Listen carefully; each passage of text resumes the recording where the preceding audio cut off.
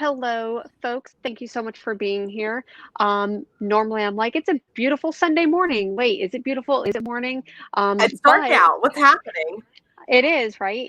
Well, for me, it's just about to be sunset here, so it's still, I don't know, it's morning somewhere.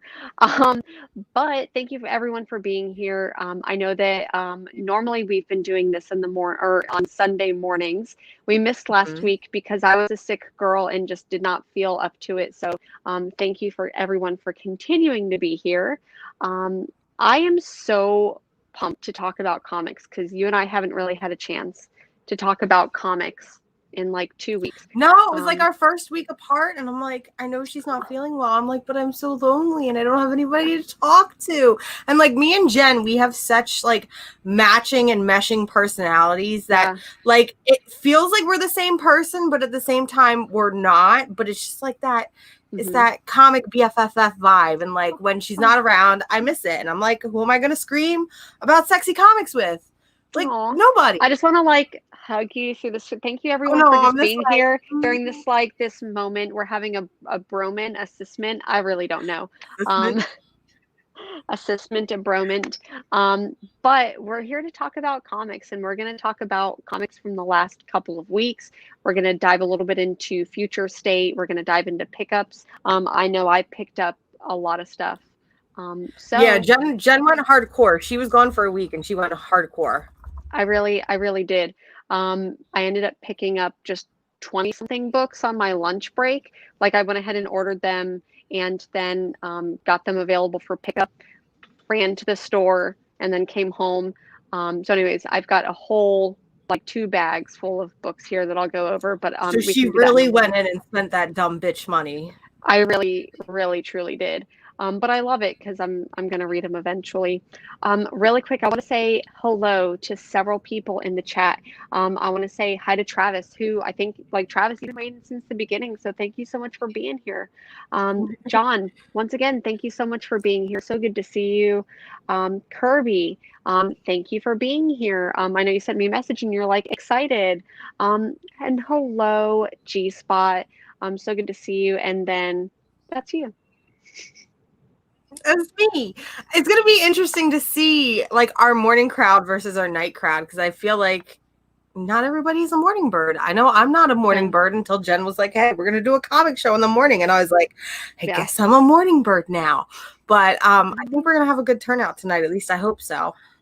I think so too. I think that Sunday mornings usually work good for me, but then today was a weird anomaly. It was like the first day back after my like little mini vacation, and I got scheduled an early shift versus a later shift. So this ended up working out better for me. So I'm glad we're here because I was gonna be like, hey, let's go ahead and do it at 5 o'clock in the morning my time. I'll try to commit to that, but I'm glad that we decided to do later in the evening. Okay. Oh, thank you, John. Missed me this morning. Well, that's why We're we're here here now. now, so that's what matters. So I think that let's go ahead and dive into future state. And there is a particular lady that I know that we both want to talk about a lot. Is it Miss Yara Flor, aka It my new girlfriend? 100% it is. I feel like I'm so freaking pumped for Yara. I want more. I know in my heart of hearts that her run isn't going to end with Future State. Like we're going to see her after this, but can we just Oh, get totally. more? There would be DC would be not necessarily that they always make good decisions, but DC would be dumb if they didn't continue with Yara. And Yara Flor really, really shocked me. Like I was really hesitant when Yara was announced because I was like, oh, she's kind of cute, she's doing her own thing. And like, so I started reading the book, and I remember it's like the first 2 pages. I'm like, I don't know if I like this girl or not. And I was like really torn. And like, so I wasn't expecting much going into I wasn't expecting much going into Future State. We've established that. But in Wonder Woman in particular, I know it was the book I was most excited about, but I was also really hesitant. And let me tell you, by the end of the book, I was like, I need 50 more books. And like, that's the only bad thing with Future State right now is like, I immediately need need more Yara fucking Flor because her personality is so great. I was really worried with a lot of these characters. We would be getting diverse looking characters, but a lot of them were going to feel like a blank slate. And in Yara Flor's case, that was not the case at all, because she is packed with so much personality. She is packed with so much heart. I can't wait, and I'm hoping DC does this, because it's something I noticed this morning, is DC has recently, since the New 52, tends to shuttle off a lot of their characters and don't like to let them interact anymore. Like, I miss those team ups. Mm-hmm. I want to see Yara Flor teaming up with other members of the DC universe. I want to see her with Black Canary. I want to see her with Diana Prince, Wonder Woman. Like, I know she seems bigger than that, but can we put her in the Birds of Prey? I just feel like she would be a lot of fun. Put her with Batwoman. I want to see her team up with Batwoman, and I just think it would be so cool. And like, listen, we're going on a mini rant because DC Comics just dropped their solicitations yesterday.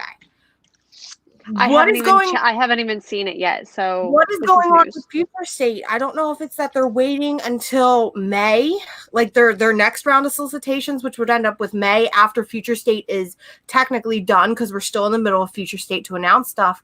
But we are in April solicitations, and we're still not seeing any books being done with Future State. We're not seeing anything like any of the after effects of Future State going out into the mainstream DC universe. So it's like, are you guys really going to be pooling just this like 2-month long event and creating all of these wonderful characters and all of these wonderful scenarios and then not doing anything with them? It's like you gave me Yara Flor, and I am telling you, I want more Yara Flor. Give me you'll have to rip her from our cold dead hands. Give me the statues, give me the figures, give me the variant covers. I am here to spend my dumb bitch Yara Flor money. Like, just do it. So that's my rant on Yara Flor. If you haven't picked up Future State Wonder Woman, pick it up. I don't care if you read DC Comics. I don't care. Luna knows we're filming, so Luna's got to get his time in. But I don't care if you know Wonder Woman. I don't care if you know DC Comics. I don't care if you care about Future State. You're going to care about Yara Flor, I promise. She is so cool. She is so fun. And Joelle Jones is a heck of a writer. And like, seeing her on this, seeing her on Catwoman. I was talking about this on one of my little quick Instagram live streams, but she tends to write to her strengths. And I'm not saying that that's a bad thing, but so far, every time we've seen her write, she has also been the artist on the book. I would like to see her write for somebody else and see how well that carries. I just think it would be interesting, because I there's not a lot of illustrators turned writers that, you know, carry. We've seen it where they try and they're not nearly as good, but I want to see more of Joelle Jones writing comics and just kind of see what she does with it. You're right. I hope that if we do continue to get Yara, that Joelle Jones is attached to it in some capacity, right? And I do think that as a character, she has so much potential. I feel like a character, and I'm glad that we got her like all at once in her own book. Like, it's not like she was a side character that came along or was a background character. Like, she is 100% her own character. I also think that I don't necessarily believe this way, but I think a big critique of a lot of diversity that was introduced in Marvel, a lot of people didn't like it because they're like, oh, it's forced diversity. And, all of a sudden they gave us characters and blah, blah, blah. I think DC heard that and they knew to write Yara in a specific way where she didn't just feel like, oh, we flipped the switch on this character. Like, she's her own character. She's Wonder Woman basically right now. She almost feels like a character that Gail Simone created. She seems very, very spunky, very attitude driven. We see her with flaws. I mean, she's like this little impatient asshole. We see her because the whole premise of Future State Wonder Woman, if you don't know, real quick, is Yara Flor and her little sidekick friend. I can't think of her name right now, but they are traveling to the underworld to recover a friend. And I think that this friend is actually Diana Prince Wonder Woman. They haven't said who the friend is, but we can chalk it up as simply that. And it's literally about them going down into hell and through this little like airport scenario. And then they get down to the ferryman where you have to give the gold. And Yara Flor literally steals money from somebody. And she's literally like, oh, I don't want to wait. Why don't we just cross the river? And it's like, you can't. And I like that. I like seeing her as this little like, because when we think about Wonder Woman and we think about the title of Wonder Woman sometimes comes off as very standoffish and very untouchable and very unrelatable because she is deemed as this perfect being. Wonder Woman can technically do no wrong, even though there are some very good books that reflect that fact. But Yara Flor honestly just feels like a normal person who just happened to get superpowers. We don't have a backstory for her yet. We don't have anything. And I just really hope that this character, listen, I said I was going to come on here and talk about Yara Flor for an hour. We are at 10 minutes now. I don't care. We've got 50 more minutes to go. Yara Flor is the best thing to come out of DC Comics in probably since the New 52. I'm sorry. I'm going to say that.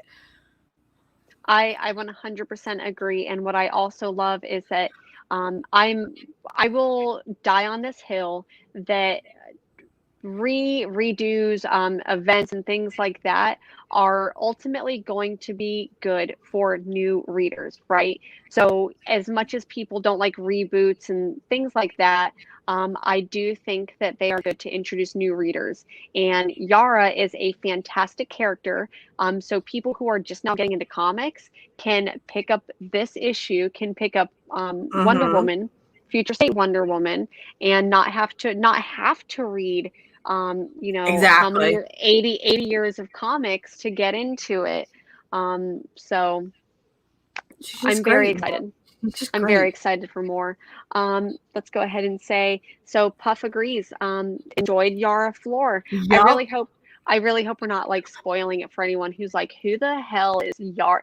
Just kidding. I'm sure most people who are here, I would hope that you would know. She's fantastic. That's all you need to know. She's great. We love her. She's officially my girlfriend. So DC Comics, just make it official, okay? Because listen, I love Yara. I love her. But I was gonna say, let's move on because I will literally just yell, "I love Yara Flor" for the next like 2 hours. I don't even care. I think everyone would be okay with that, but we'll definitely talk about some more stuff. I know that so I want to say hi to Lord Roscoe, and then so Jerry Pegasus. The fact that her Pegasus is just named Jerry, not like Corythius or something like regal and charismatic. Jerry. We love Jerry too. We love Yara. We love Jerry. Also, thank you. I love Dragon Ball Z, but I don't actually watch Dragon Ball Z. It's really, really bizarre. I mean, I've watched a couple episodes, but I just really like the characters, man. So I'm a fake DBZ fan. Sorry. Fake geek. Girl, no, I'm just kidding. Fake geek. If you like it, you like it. So let's go ahead and we'll probably talk about Yara again sometime in the stream, but the rest of Future State.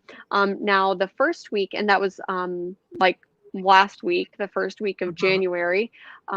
So we got a lot of different titles for DC Future State. We got The Flash. We got not Dark Detective. We got Batman last week we had Flash, Batman, Swamp Thing, which I picked up Swamp Thing, y'all, and I did it for Jen. I literally told my shop I need Swamp Thing because my co-host loves Swamp Thing and I need to read Swamp Thing. So I read Swamp Thing.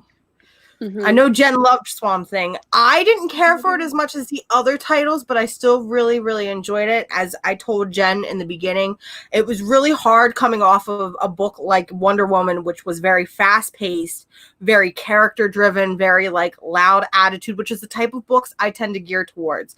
And then jumping into Swamp Thing, which was a lot more dense and a lot more story-heavy and just very mystical and magical, if you will. But it was still great seeing some of the contrast there. I really like seeing those pages. I know you've talked about this on a couple of your other streams that you do, but where we're kind of seeing the anatomy of Swamp Thing as it blooms throughout the issue. I thought that was really cool. And it was my first Swamp Thing book, and I had a pretty decent time with it. So we had Swamp Thing, Harley Quinn, which I picked up last minute, and I actually really, really enjoyed that. I feel like Harley Quinn, feel like this is like a split in the middle between old classic Harley and this new 52 rebirth Harley. I feel like they're slowly merging those two personalities together. We saw with Future State, she got really, she didn't get smart. She is always smart, but she started using her smarts again and using more of that psychology background that she has to kind of screw with Scarecrow and to kind of prove to him, hey, I'm actually smarter than you. Maybe if you listen to me, you'll get your job done. So I think going forward, this is going to set up a lot for New Frontier Harley Quinn. And I think from hearing from fans that I know are like, I like old Harley, I hate New 52 and Rebirth Harley, hearing the way that they react to Harley Quinn Future State and how happy they were, I think this is what we're going to see from Harley from now on, is that nice split the difference Harley Quinn. And I think it's going to make a lot of fans happy, because I don't think her going back to the old red and black Harley Quinn bad guy, I don't think that's ever going to happen, unfortunately. I totally agree that I think making villains heroes is starting to become overdone. You know, we've seen it completely with Catwoman at this point. We've seen it with Harley. We've even seen it with other characters like Killer Frost when she was in the Justice League.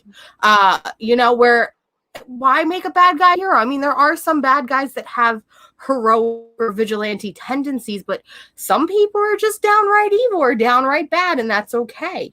But I think going forward, if you're a Harley fan, if you're an old Harley fan in particular, I think you're gonna like Future State, and I think you're gonna like to see the rest with Harley. And I'm actually kind of excited to see with Harley, because the artwork is absolutely freaking gorgeous. So that's a big draw in the book for me. 100%. And like, to be honest, from last week, these were my favorite 3 titles. So Wonder Woman, Harley Quinn, and Swamp Thing were those are the only 3 I picked up. Well, they, in my opinion, after reading all of them, I honestly think that these were my favorite 3. I really do. I love Swamp Thing. I'm a really big fan of Alan Moore's run. You know, it's been kind of done, but I think that Ram V is an excellent writer to take over Alan Moore's legacy of Swamp Thing. I've talked about Ram V a lot, so this is definitely going to be something that I keep up with. And then Harley, I mean, I love Stephanie Phillips' writing with this. I think that she did a really good job. However, I really, really think that DeMeo, I'm probably pronouncing that incorrectly, however I'm pronouncing it, but the artwork is perfect for it. And anyone who likes the recent title, We Only Find Them When They're Dead, that's the same artist on this book, and it's 2 completely different. Like, you get this like big sci-fi concept with We Only Find Them when they're dead, and then this one, which is more of like that grunge, maybe more like Blade Runner versus like vibes from, I think, the whole Future State. It's like this weird dystopian. So really, really enjoying it. I won't go too much into the other titles from last week, because these were a lot, and they were very good. Loved. And then this week for Future State for me was really, really light. I don't know. I know you've been picking up them all, but the only one that I picked up was Future State Teen Titans. Like I said, y'all, this was the hot book, and this continues to be the hot book. But I didn't even read this, because flipping through it and realizing Red X was only on the last page, I decided I'm just going to wait until next month when he definitely debuts, and then I'll just read them both back to back. But I mean, a lot of people seem to like this one, and flipping through it, even the art is really, really gorgeous. And we're seeing Red X go into New Frontier even further with Titans Academy. So that's a pretty good one. And then I do have Superman and Wonder Woman on its way to me from another shop because my shop didn't have any. And I was like, you know what? I just want more Yara Flor. So I was like, let me get this. I'm a little hesitant because I have really bad war flashbacks from the New 52 Superman Wonder Woman. And I hate that. I absolutely hate that. I do not like the idea of Wonder Woman and Superman being an item. She deserves to be with Batman, just saying. I totally get peak bisexual energy, pansexual energy from Yara. So I'm shipping her and Batwoman together. If that could ever be a thing, please and thank you. But this one was a good title. I enjoyed it. I'm not gonna like spoil it. But it was kind of weird to see them together. It does some really fun things, like they go into like space. You'll see when you read it. I like the idea of it because isn't that Superman? Isn't that Jonathan Kent? So it's his son. So I like the idea of having this legacy character who's supposed to be this who's supposed to this mantle, and I guess it's supposed to be perfect. And then you have him paired up with somebody like Yara Flor, who obviously is not perfect and obviously is more like, I'm just gonna go and punch something in the face. Like that is 100% her style here. That's her energy. So I think that's one of the reasons why I was like, you know what, I am actually going to pick it up. Other than the fact that I'm obsessed with Yara, but I just think that the contrast between those two characters is going to be a lot of fun. So figured, why not? Let's pick it up. I'm not sure if this one was on your list, but I feel like this one was my favorite DC Future State book. Yes, and maybe it's because I have been getting into watching Supergirl on CW. It's not a bad show. I actually kind of enjoy it. I think it's fun. Not that it really has anything to do with this, but I think that the spirit of the character is there. And I just really, really love, there's moments in this book when Kara Zor-El is basically saying like, what's my legacy versus Superman's, and were we both like orphans and how were we treated differently? So I enjoyed it. I thought the artwork was great. All of it. Yeah, because that one has artwork from Marguerite Sauvage, doesn't it? And I feel like it's been a while. It's both the Bennett. It's both the Marguerite. So we got Bennett and Sauvage. Yeah, and I was gonna say, and it's been a while since Marguerite Bennett has really done anything. I feel like she's really stepped back from comics. So if there's a book for her to pick up, it's definitely that one. Personally, I wish I had been a Power Girl book because I love Power Girl. Power Girl, I will always pick Power Girl over Supergirl. I just love her, and I feel like DC Comics never knows what to do with her, and just kind of sweeps her under the rug. So I just miss Power Girl, and I want her to come back. That's my Power Girl pitch for the evening. I have to agree. I think that they keep her around maybe for one specific reason, and just to do fan service with her, I guess. And I think that she deserves a little bit more. But bring her back. That's pretty much my only thoughts about some of the. I mean, I have a lot more thoughts, but I did not enjoy week 2 of Future State as much as I enjoyed week 1. So unless there's another book that you want to talk about with Future State from this week. Well, Future State, I mean, so we said week 1 was really strong. Week 2 was kind of it. Week 3, I'm actually really excited for because week 3 we're seeing Catwoman, and I'm really excited to see that because it's Rom V again.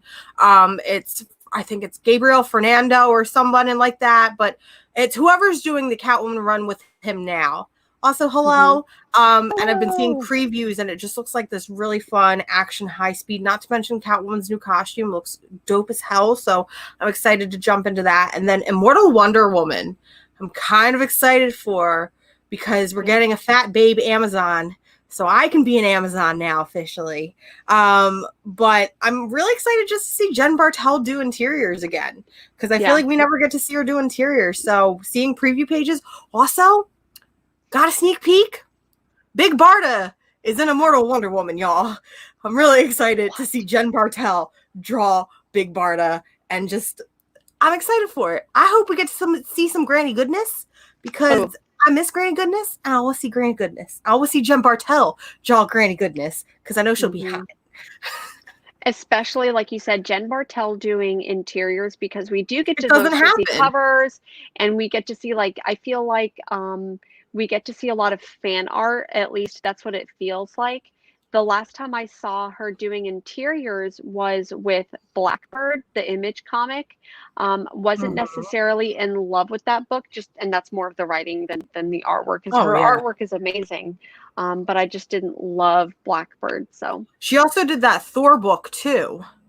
She did a Thor issue where it was like the Okay. daughters of Thor or something like that, and she did the interiors for that. But yeah, she really does not do interiors. She's known as a cover artist. So excited to see her take on this. And speaking of Jen Bartel, can we talk about how Marvel solicitations for the month of April, or no, I'm sorry, for March, Jen Bartel is doing all of the covers for the Women's Month?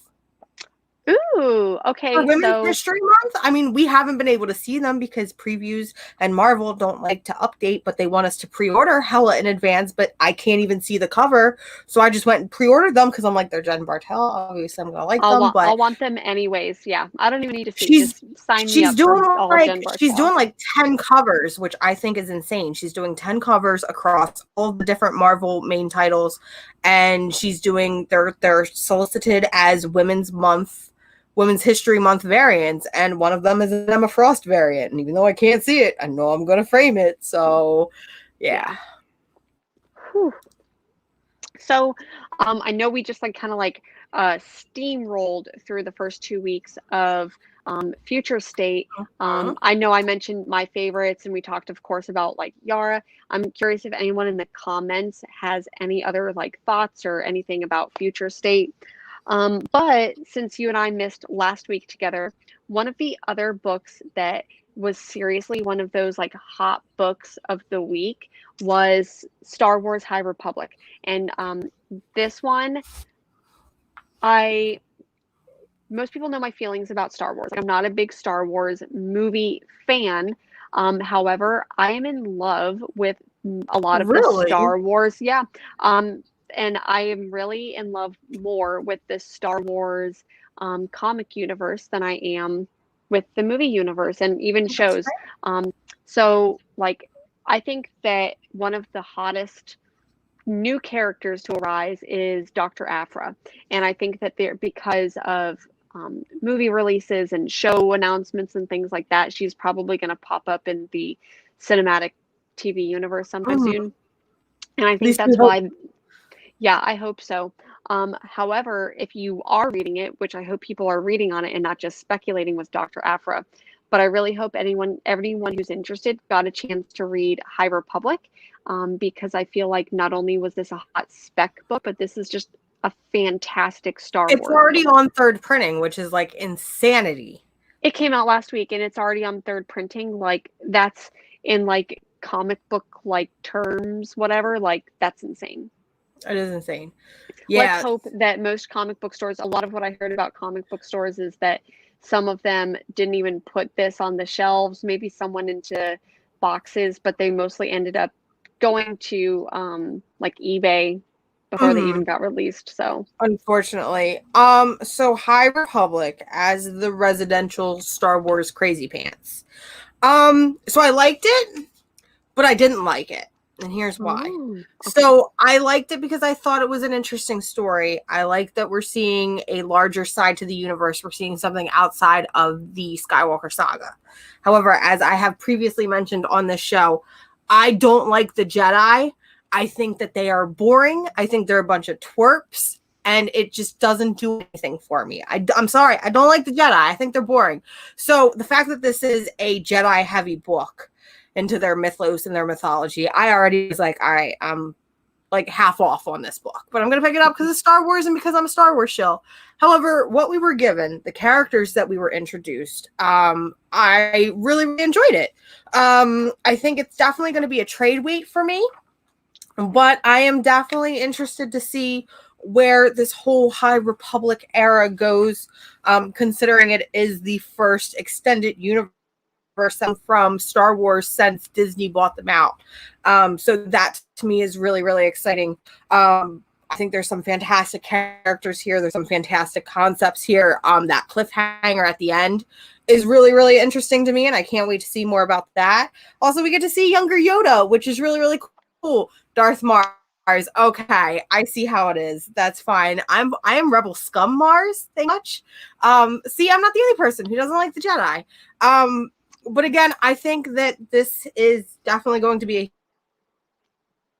huge book just because I have a feeling that we're going to see TV shows. I feel like we're going to see so much more from it because, like I said, it's the first extended universe since Disney has bought it out. So, and I think it's really great that somebody like you who doesn't really like Star Wars was able to connect with it and was able to really, really enjoy this because I feel like it does have some Star Trek-y-ish vibes to it compared to like most Star Wars stuff, you know? So I think that if you haven't picked it up, if you're a Star Wars fan, get it. But that's my thoughts on it. Spoiler alert for this one if you haven't had a chance to read it. Basically the main character, and I can't recall their name, but they go through this I think of it as like the Kobayashi Maru, where there's this like test that you're supposed to go through. Something happens and they can't complete the test. So it's fun. I really enjoy the characters. I like that basically the only character that I recall who's not this a first appearance is Yoda. And this is,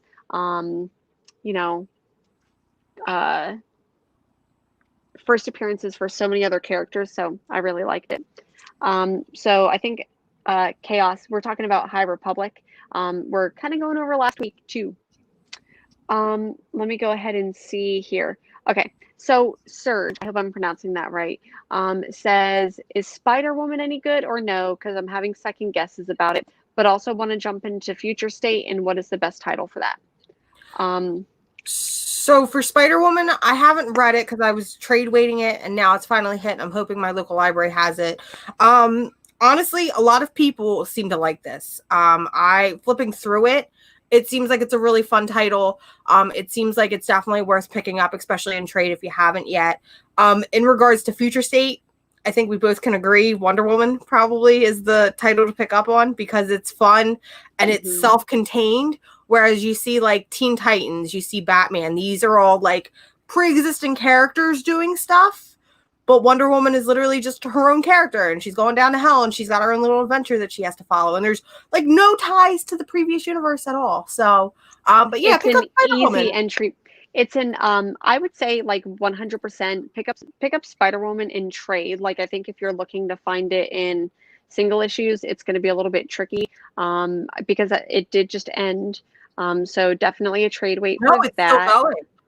Oh, it is still going. Spider-Woman is still going. She's actually, so the whole gimmick with this Spider-Woman run is she got a whole new costume, but apparently, I believe it's in March or April, she's going back to the original costume, which is the gimmick. So it's still going, which is really great. And at this point, I think I might have it all because I've been buying a bunch of the covers because they're really, really nice. But I mean, honestly, a lot of the modern Spider-Woman titles have been a lot of fun. So, and she's my favorite Spider.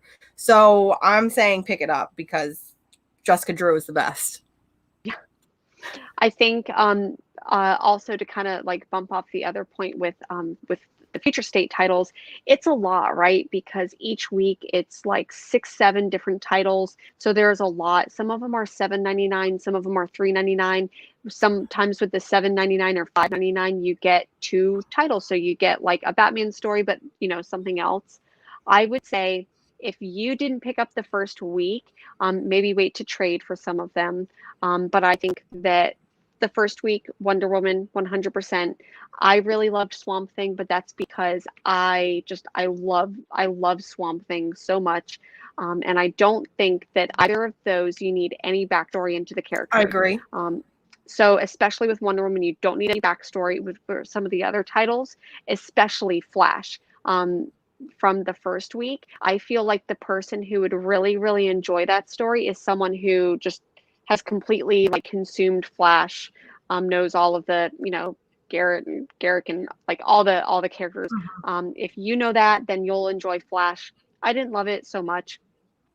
But then Swamp Thing, even being a big like Alan Moore Swamp Thing fan, I think that this was a great title to get into if you've never read Swamp Thing. Like you said, if you this is your first intro Yeah. to Swamp Thing. I also do think that Harley was fun, but don't beat yourself up too much because it's a lot. It's a lot coming out and it's kind of confusing. Like I've read the solicitations for Future State several times and I'm like, wait, what's coming out this week? Wait, is this its own title or is this one of the like double up ones? So Yeah. don't beat yourself up if you didn't already catch it, and Exactly. maybe And like catch it in Future trade. State, I think overall, especially casual readers, and for somebody maybe who doesn't read DC or anything like that, it's definitely going to be consumed a lot better in a trade. So, like Jen was saying, if you have not caught on to it or you're a little bit behind, don't beat yourself up. But you should still pick up Wonder Woman just because she's the best and she'll change your life. And I think that even, if you're one of those collectors, I know I'm definitely one of those collectors that's like, I have to pick up the first printing of it, not even to sell it, just to freaking have. It has gone to third print But already. those second printing covers, though, ooh, they're Yeah. so So seriously, gorgeous. if you can pick up a second printing, go ahead and do so because it'll definitely be worth it, for the read. So that was basically the first 2 weeks of Future State, and then we went into High Republic.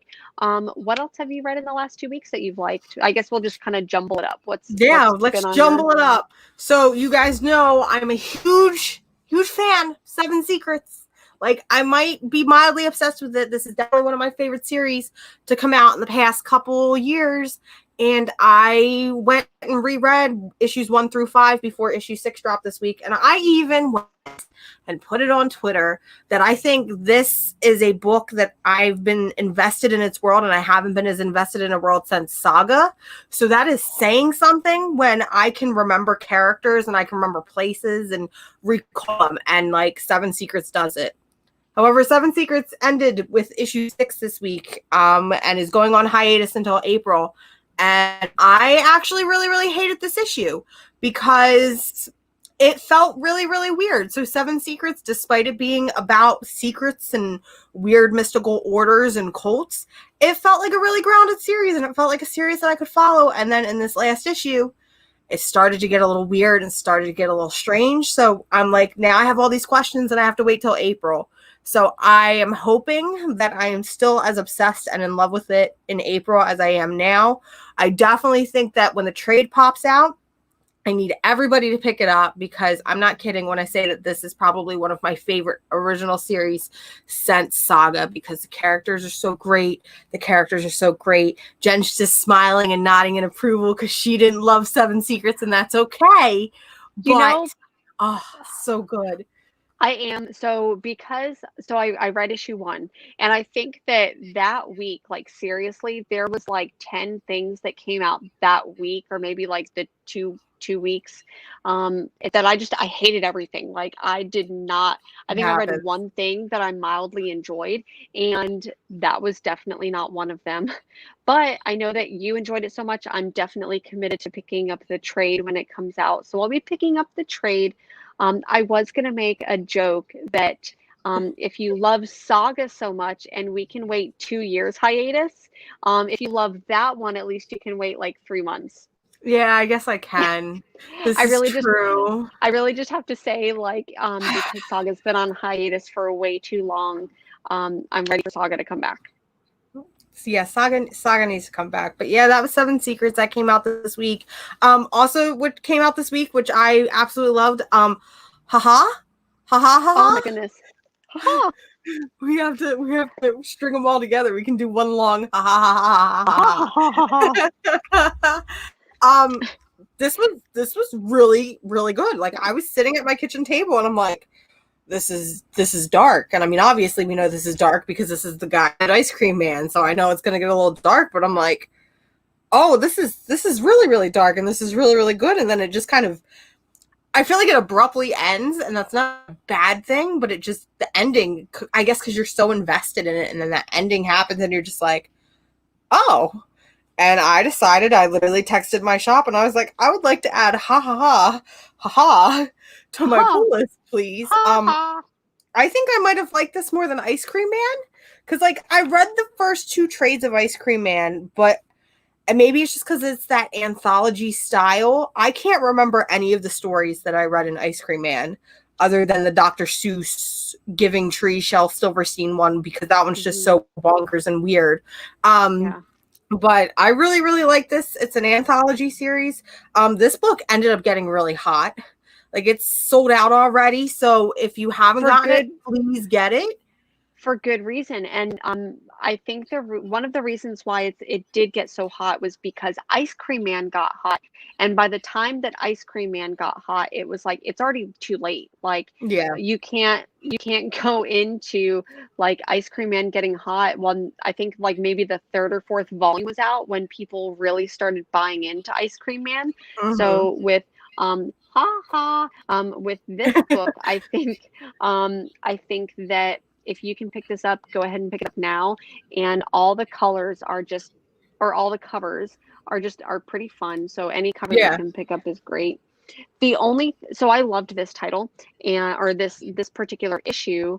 And with this one, basically what happens is that the main character is just having a really shitty day.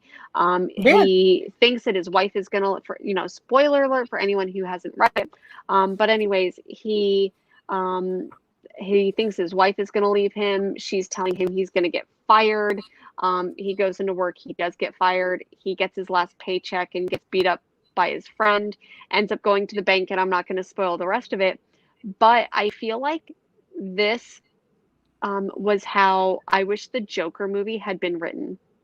It did feel very Jokery.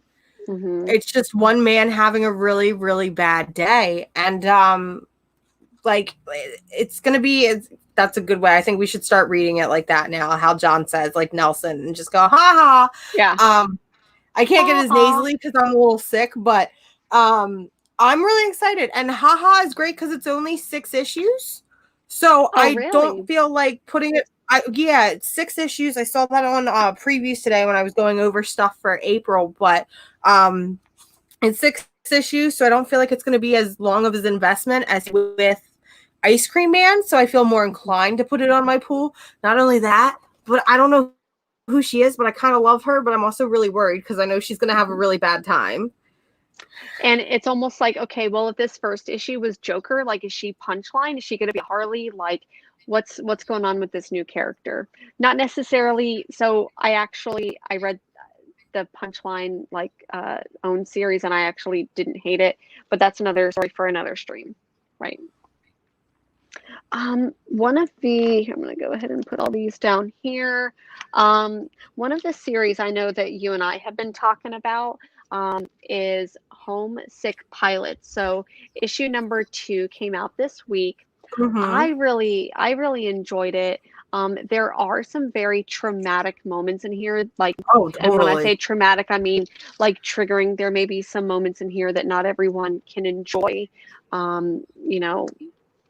certain perspective, but I really enjoyed it. I thought it was fun. I like how Amy, the main character, I don't know if she's going into the future, into another reality to collect things for the home. So it's like a weird haunted house story, but the house is alive. I think that it's really fun. I know that you had a little bit of a different opinion about this one. Yeah, so I was already, when I put this on my pool list, like, I really enjoyed issue 1, and I don't know if it was like because I really liked the teenage adventure and the vibe to it, like the punk rock vibe to it, or if I really, really just enjoyed the art. But I was already on the fence when I put it on my pool list, and I was like, you know what? I want to support this book. I want to keep going with it. And now I'm starting to feel like maybe I should have just trade weighted it, because I feel like my brain isn't smart enough, but I have a goldfish brain, so I don't always retain information going month to month.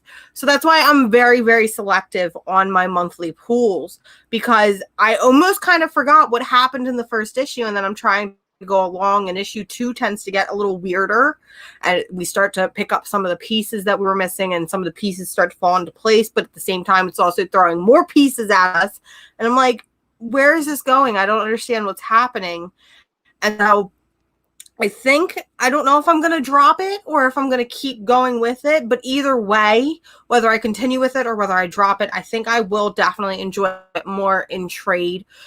So whether or not you're reading Homesick Pilots or you're considering it, definitely pick it up once it's compiled in trade, because it is one of the most gorgeous books out there. And I think that's where I got most of my enjoyment out of the series, was the art, because the colors are absolutely gorgeous. We get to see some phenomenal colors that we don't see normally in comics. I really like some of these like weird character designs.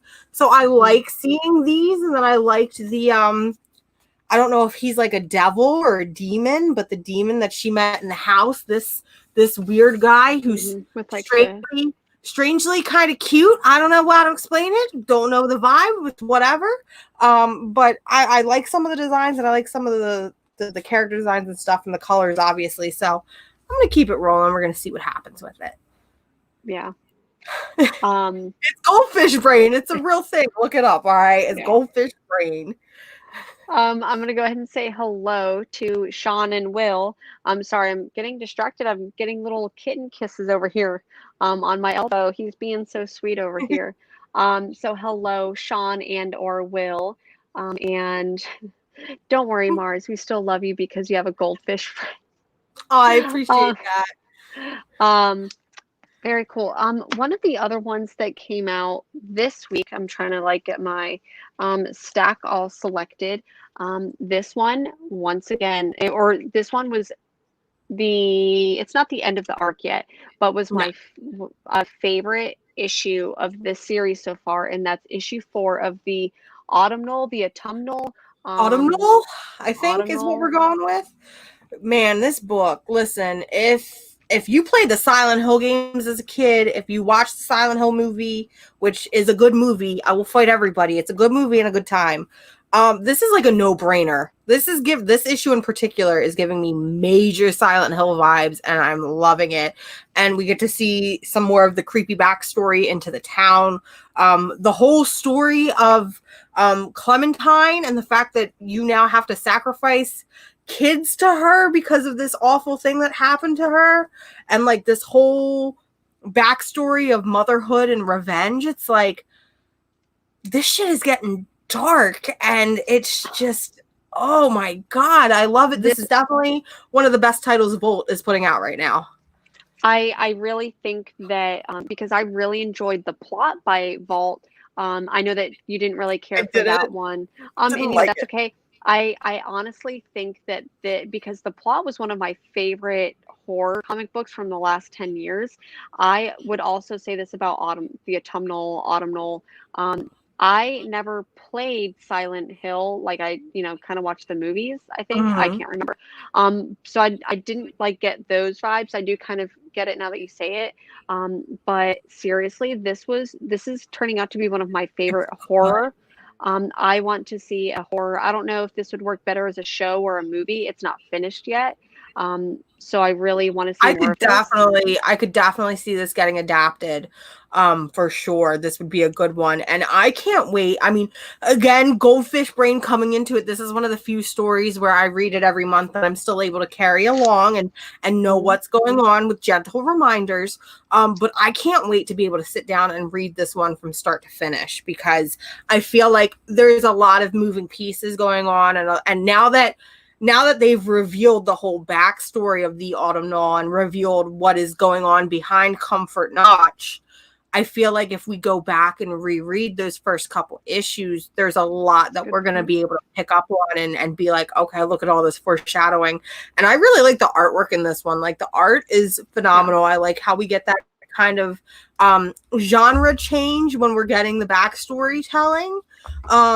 So just also pigs eat babies in this issue. Like, I actually read it and looked at my dad and was like, if you dropped a baby into a pig pen, would he eat it? Because my dad grew up on a farm, and he's like, yeah, they would. Have you not seen Hannibal? And I'm like, I mean, yeah, but that was a movie.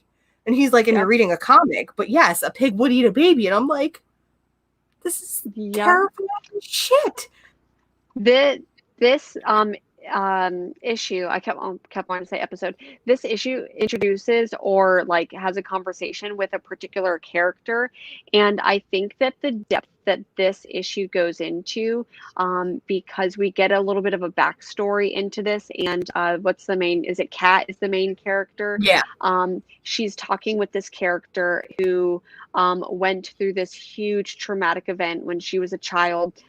There's some really gruesome moments in this, and for me it's really hard for horror to like really do anything for me, because when I'm watching like a horror movie, it's like I can hear the music and I can feel the tone. When it comes to a comic book, it's really hard to like do that, especially issue per issue. But in here, we are talking with this character that went through this really traumatic event when she was younger, and now is like facing the devastating effects of dealing with this for decades. And she's a drug user, and currently addicted. And the way that the main character Kat interacts with her, I thought was very thoughtful, because the way that she doesn't judge her for being addicted, doesn't judge her. Yeah, she's just like, you went through a traumatic experience. Anybody would go through, you know what I mean? Like, it's normal. Like, it doesn't seem normal because this town is this perfect little thing, but like being on the outside world, like, I totally get why you're doing this. And that's why I like Kat too, because Kat is a flawed character. She's deemed as this bad single mother with bad tendencies, you know. She's got tattoos and women and stuff.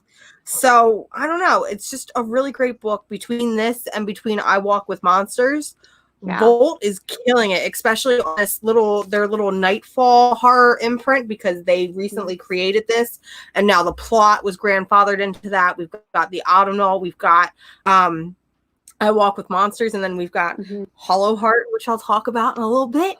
But oh man, Volt Comics is killing it in 2021 because it's great. It's fantastic. Yeah. If you're not reading the series or I Walk with Monsters, pick them up. The only critique that I have of this is that I feel like, and I realized it, I feel like this gives me a lot of vibes of Redlands by Image, that came out several years ago. And I think that it's weird, it's spooky, I like it, I dig it. But with this in particular, I feel like the covers do not do it justice. And I did not pick up Redlands I didn't pick it up until the second trade was already like finished. And that's because the covers never grabbed me. I had seen the covers, but I never picked them up off the shelf. Seriously though, like the autumnal, like it's a really dark cover. I'm trying to not get too much shade or which too is much crazy light compared to the first cover, because the first cover I feel like was a really great cover. And then yes, like you're saying, as we get more and more into it, they're getting a little bit more gruesome, they're getting very dark, but they could be a little bit more eye-catching and grabbing, because I feel like with indie comics and horror comics in particular, you really need that drive to pull something off your shelf. Can I talk about Hollow Heart while we're on the topic of Volt Comics? Yes, please. Okay. And so, because that's a new comic coming out. When is it going to be released? That one's coming out I should know this. I was going to talk about it. I believe it's February or March. I don't know. Okay. Tell your local comic book shop that you should pre-order it now. So Hollow Heart is another series. We talked about it during our upcoming 2021 stuff. But Hollow Heart is coming from Volt Comics as well. It's also part of their Nightfall imprint. It is a queer monster romance comic. And your girl got to read a review copy of it last week. And this is it was my most anticipated comic of 2021. So going into it, I was expecting a lot. It is a very good book. You should put it on your pull list. So to summarize it briefly, it has heavy Shape of Water vibes to it. You've got Elle, who is this like monster robot who's trying to escape. But every time he tries to escape, something happens. He gets shut down. He gets not tortured, but him trying to escape causes him a lot of pain and tends to break down his systems. So they bring in this mechanic who is supposed to kind of fix him up and is supposed to kind of help restrain him, for lack of a better word. And by the end of the issue, he decides that he's going to help Elle escape. And he's going to, kind of work against this company or whoever it is that's holding him hostage. So we don't get to see a whole lot in the first issue. It's just a setup, but there's a lot of heart to it. And I really like the character and just seeing where it's going to go, seeing this love blossom between these two characters, because, at first it starts off as, I'm here to do my job. I don't care about you. But then he starts to see the pain of this monster and this creature. And like, it is heavy ass Shape of Water vibes, except it is gay and he's in a monster suit. Okay, so it's no amphibians here, but it's a good book. I really like it. It was a lot of fun. The art's really nice, and the covers are absolutely gorgeous. So definitely pick this one up when it hits shops. You can definitely tell your local comic book shop that you want to pre-order it now, because I don't think a lot of books, or I don't think a lot of shops are going to order heavy on this one, because I feel like it can be a very niche genre. But it's another really interesting horror book. It's like horror romance, and we don't get to see tons of that. So pre-order it so that way we can get more horror romance books. I don't know. I hope that this comes out in time for Valentine's Day. I feel like that would be the marketing mind that I have. Just come out with it in time for Valentine's Day, and then pick it up for the romantic person in your life, or for yourself. Yourself could be a romantic person in your life. Yeah. So this one's called a Hollow Heart, or just Hollow Heart. It's called Hollow. It's called Hollow Heart. So there's two covers of it, because Volt obviously has been going with their homage covers, which are a lot of fun, and I absolutely love them. I believe that the homage cover for this one is for Rom #1, which is very fitting considering robots. Yeah. So I think I'm picking up both covers. I know I'm definitely picking up the first cover, because the first cover is really neat and really creepy. It's definitely an eye-catching cover. So Hollow Heart, pre-order it. Off the top of your head, do you know the creators, the writer, artist team, colorist, letterer? Don't know anything. I'm gonna have to look stuff up. Hold on. Jen's gonna rant and show you all the fun stuff that she got from Pals. Oh, well, I'll maybe do that later. Is that our segue? Maybe, because there's still a couple other things that I got this week. One that let me go ahead and do two from this week that I really enjoyed. One, Serial by Terry Moore was excellent. It gave me I Walk with Monsters, Hard Candy vibes. I almost picked that up. Terry Moore. This one was really good. I almost did not pick it up, but I ended up picking it up because I saw that Terry Moore's name was attached to it. So Rachel Rising, Strangers in Paradise. If you like any of those, this is different, but I think that you'd really like it. But I think people would really, really like this if they enjoyed Rachel Rising. So that's Serial. At first I thought it was going to be It inspired, because we see the yellow jacket here, but this was completely different. The next one that I really, really loved this week, and I know we talked about DC, and we've been talking about indies, but Gwenom versus Carnage was so good. It was really, really enjoyable.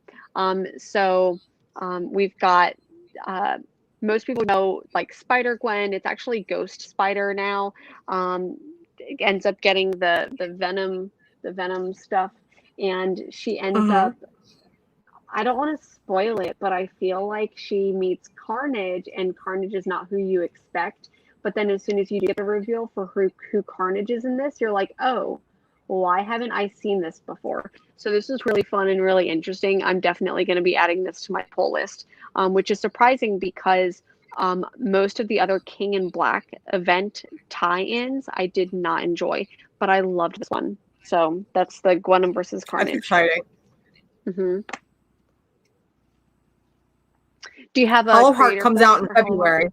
Hollow Heart comes out in February, and it is from Paul Tucker and Paul Allure and Paul Tucker. So yeah, I was right. It's double Pauls on that book.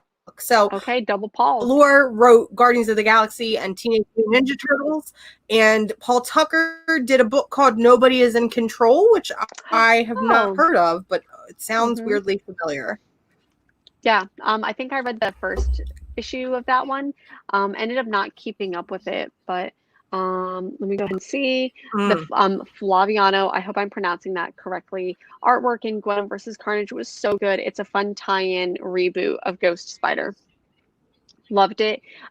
Seriously, out of all the King in Black titles, other than the main one, which is a limited event, I think it's 4 or 5 that the main King in Black is going to get. But Gwen versus Carnage enjoyed a lot. The last one from this week that I really want to talk about was Lonely Receiver, issue number 5. This ends the series, and damn, was this so good. It was so heartbreaking. Issue 4 was a wild orgy sex ride. This one got way emotional also in a weird orgy sex ride way. It was weird. It was tragic. I really hope people pick this up when the trade comes out, and it's done by Aftershock Comics, which hit or miss sometimes, but I've really been liking a lot of the recent titles. I'm trying to get that without disruptive lighting. Without the glare. But anyways, I will say that is one of my biggest comic regrets, is picking up issue 1 and not wanting to give it a chance and feeling like, oh, I'm just going to throw it onto my pool, because it was a book that I did have interest in. And I feel like it was one of those ones where I read it just at a bad time. I feel like if I had went back and reread it, I would have enjoyed it so much more and would have wanted to keep it going on my pool. But I have the trade pre-ordered, and because you praise it so highly, I am so excited to be able to just sit down and read it, because it does seem like it has such a wild but emotional and connecting concept.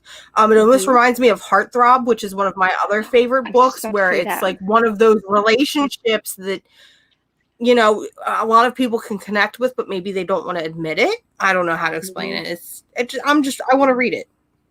I feel like where I was just about to say it gave me vibes of Heartthrob. I've only gotten about halfway through the first book, but it did give me Heartthrob vibes, but in a more of a Black Mirror way, because this one does, I think, has something to say about our current technology use and how romance and things like that fit in to modern romance and technology. So I really seriously, Lonely Receiver. Zach Thompson, who does the writing, I love what they've done. Jen Hickman is the artist, and they are absolutely fantastic. I love their artwork.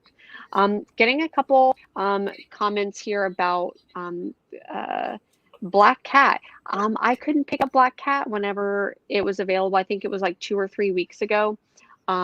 The tie-in for King Black, and apparently it's been fun, and apparently I missed out. So I'll see if I can pick that up from my local shop.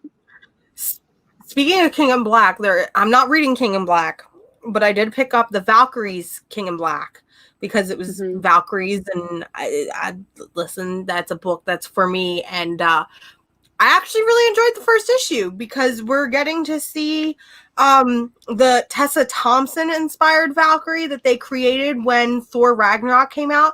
She seems to be the main focus of it. And for those of you that don't know, the Tessa Thompson Valkyrie, it was literally a Valkyrie made in her image. And they originally wanted to make her Brunhild, but I guess because the creator was racist or rude or whatever, he was like, no, you can just make your own Valkyrie. So they were like, okay, well, the Valkyries are a group, we'll just call her the Valkyrie.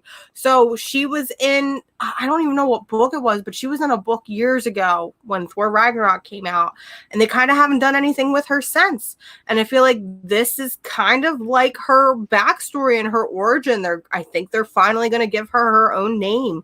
But I just like it because we're getting to see that Valkyrie. We're getting to see Jane Foster's Valkyrie, which I feel like is a very fitting role for her character.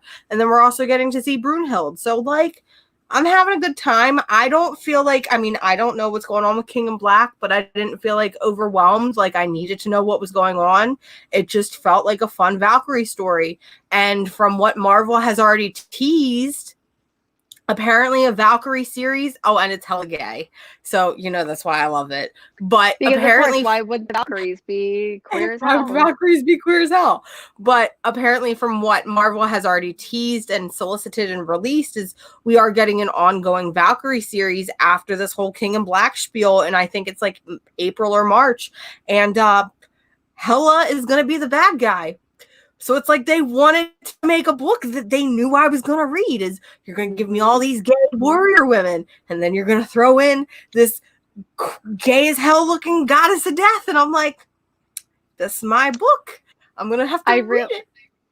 I really hope that they can do something with Angela in this, because I think that, one, I really think that she's going to end up showing up in the cinematic universe, and in the comics, she's actually Thor's half sister. Angela is, as opposed to Hela in the movies, she's Thor's half sister. So I'm hoping that Angela does make an appearance in the MCU. I think that they'll be able to, like, do maybe one of those end credit type things in Love and Thunder that's coming out. So I really hope that they're able to do that with the movie. And I feel like we haven't seen much with Angela in a while. I feel like she had her couple of series. Yeah. We saw her in Angela, Queen of Hell. We saw her in her own ongoing. But then when is the last time Angela's popped up? She probably was in War of the Realms, I'm assuming, because it felt like every Thor character was in that. But maybe the Guardians of the Galaxy. I know that she was doing some stuff like whenever Thanos and Guardians of the Galaxy. But it's kind of all just a blur right now. Yeah. Sweet. So any other books that you want to talk about? Because for anyone who watched like the first part, I ended up buying 20 books today, and I can like run through the books that I got. Unless I think we should all just hang out and see what fun books Jen has while Mars comments and while Mars enviously looks, because she did not also buy a large stack from Pals and probably should have. I did. It was a lot. And when I went there today, the guy said, what did he say? He's like, because I ended up buying them online and getting them for pickup. So I picked them up on my lunch break. And the guy, he was like, this was the funnest order I got to do all day. And I'm like, thank you. I don't know if you're saying that sarcastically or if you genuinely like appreciate that I make you probably run around. But let me go ahead and see here. I did. I hope that I put it right here. Oh, there it is. I'm so excited to see what Jen picks up. Well, really quick, before we get into that, do you want to just take a second and talk about WandaVision? I thoroughly enjoyed WandaVision. A couple weeks ago, I picked up like this teeny tiny baby guide, and I thought it was kind of a fun supplemental read. It was so good. I loved it. So, I've been so excited for this show ever since they announced it, because as much as I love the MCU, I have such MCU fatigue, because it feels like every story is a very cut copy formula. And I'm not necessarily saying that's bad, because if we look at comic books, they're all very cut copy formulas. But the fact that WandaVision was something entirely very tropey, the fact that WandaVision was entirely different and was very weird and was very inspiring, from like Bewitched and I Love Lucy, which are things that I love. Like I watched this with my grandmother. I was like, you want to watch some WandaVision?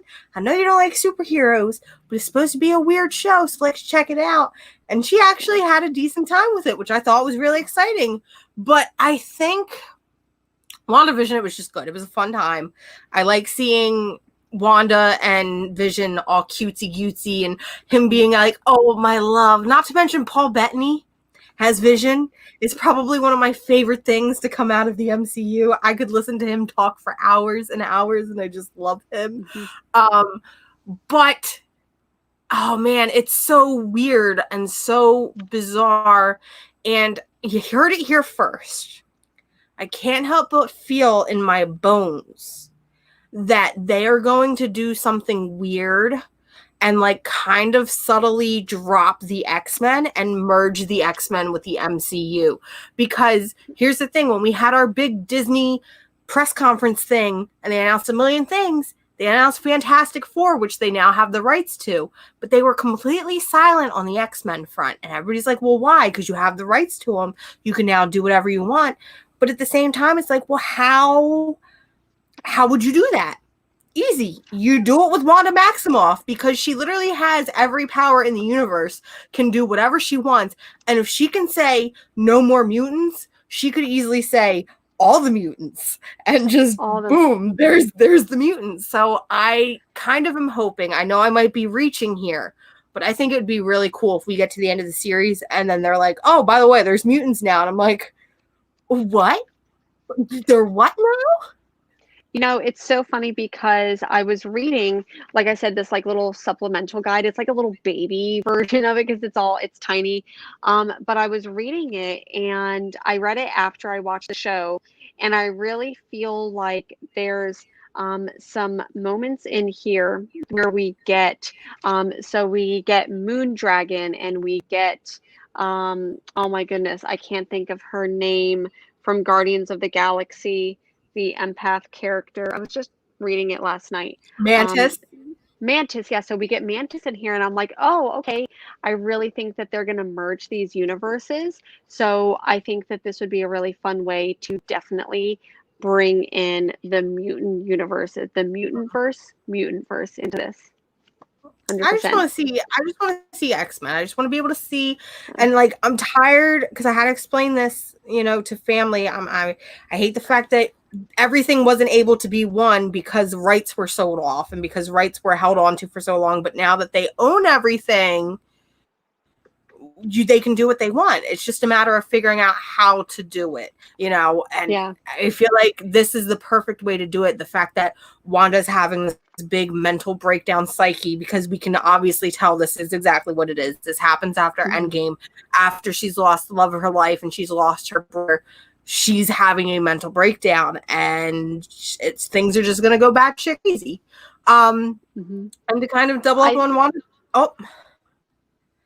As I say, the one thing I really like about WandaVision was each episode we got to see a commercial, and every commercial had something Marvel related. So in episode 1, it was a toaster made by Stark Industries.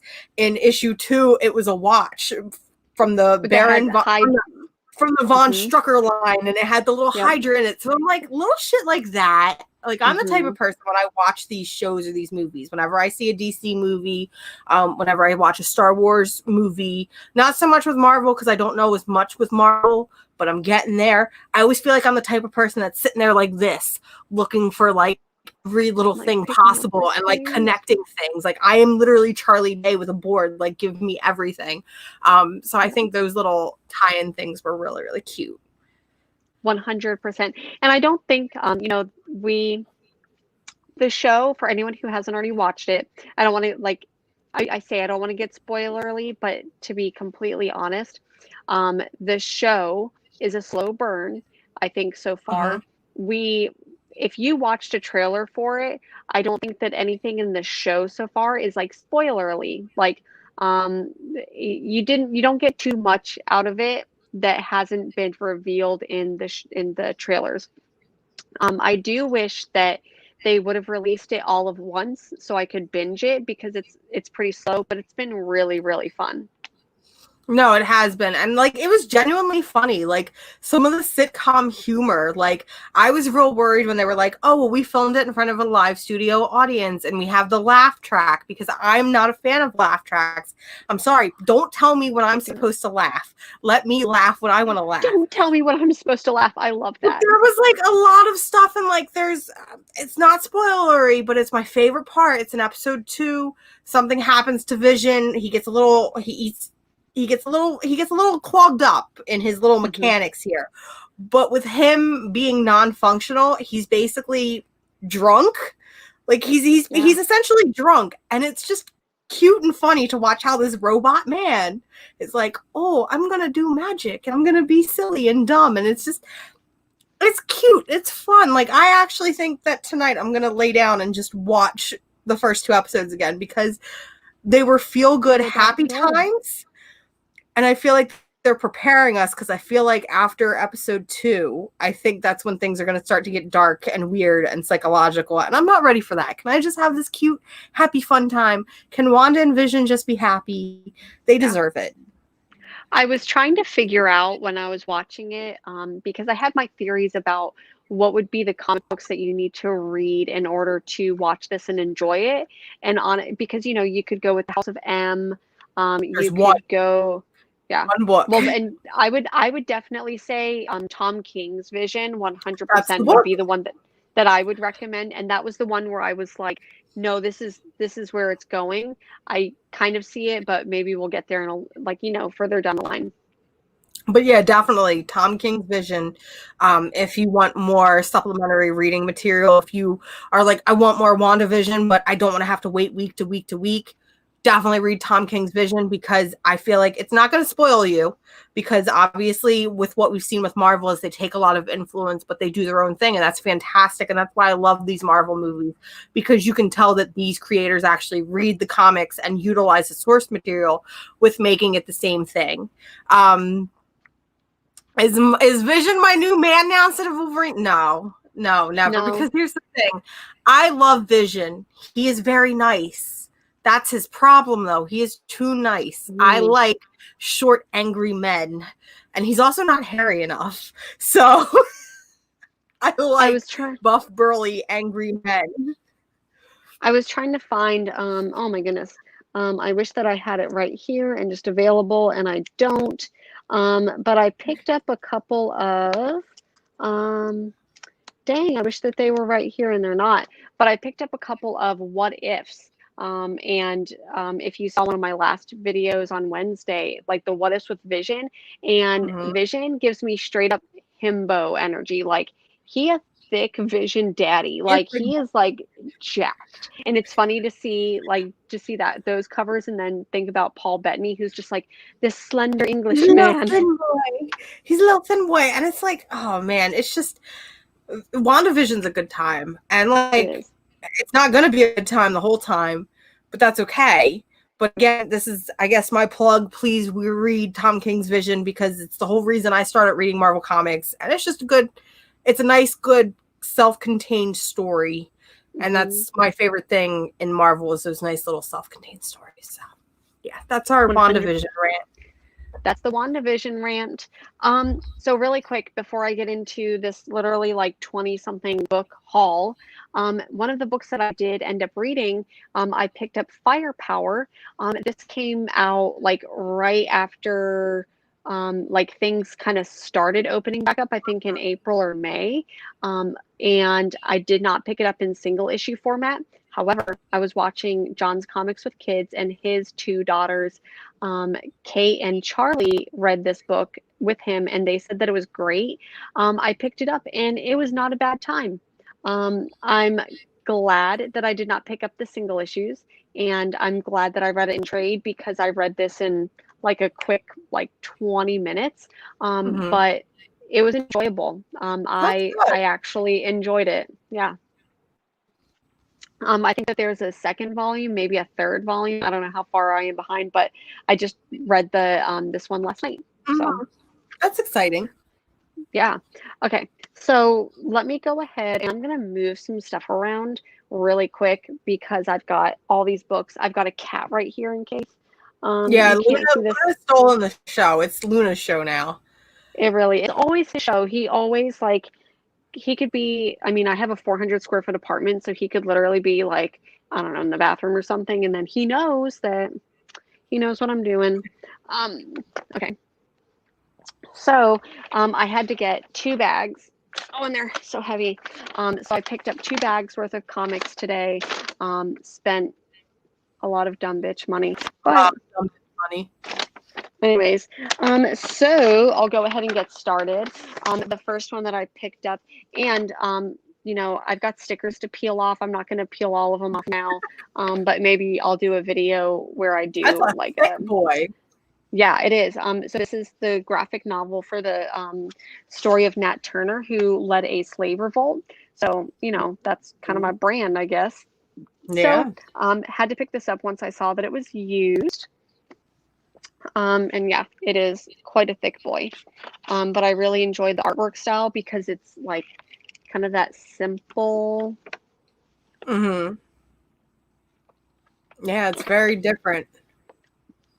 Next one I got, because it was available used, I got Wonder Woman by Gail Simone. So I picked up the hardcover for this. I love the Wonder Woman Gail Simone. I need DC to republish that in trade, or reprint it, whatever we want to call it. Because, man, the way that she writes Wonder Woman, she writes her as just no fucks, no regrets. I'm gonna punch a bunch of Nazis and we're gonna have a good time. And like, we don't. It's just Wonder Woman, man. That's what it should be. Is punching Nazis.